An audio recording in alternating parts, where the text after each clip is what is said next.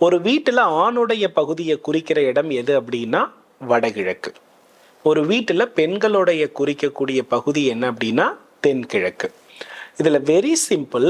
ஒரு வீட்டுல ஒரு பகுதி பாதிக்கப்படுகிறது அப்படின்னா அந்த பகுதிக்கு உட்பட்ட நபரினுடைய வாழ்வியல் முறை பெரிதாக அங்கீகரிக்கப்பட்ட நிலையில் இருக்காது. அப்போ அந்த இடத்துல ஆணும் இருப்பாங்க, ஒரு வீட்டுல பெண்ணும் இருப்பாங்க இல்லையா?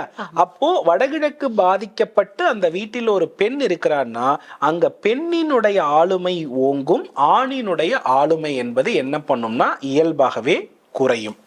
இப்ப உதாரணமா இந்த பூமியில எதை பலம்னு சொல்றோம்னா சொத்துக்கள் இருக்கிறதையும் ஆரோக்கியம் இருக்கிறதையும் தான் நம்ம என்னன்னு சொல்றோம், பலம்னு சொல்றோம். இப்ப நீங்க கேட்டீங்க கேரளால வடகிழக்குல அடுப்பு இருக்கு, அவங்க எப்படி நல்லா இருக்காங்கன்னு கேட்டீங்க.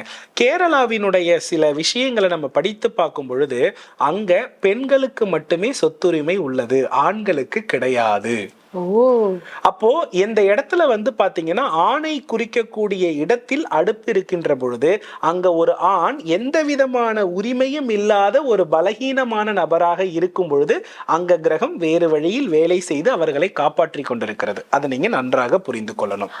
அப்போ அதையே நம்மளுடைய தமிழ்நாட்டுல கொண்டு வந்து வைத்தோம் அப்படின்னா இங்க சொத்துரிமையிலிருந்து ஷேர்ல இருந்து அத்தனையுமே யாரை குறிப்பதுன்னா ஆணை மட்டும்தான் குறிக்கிறது.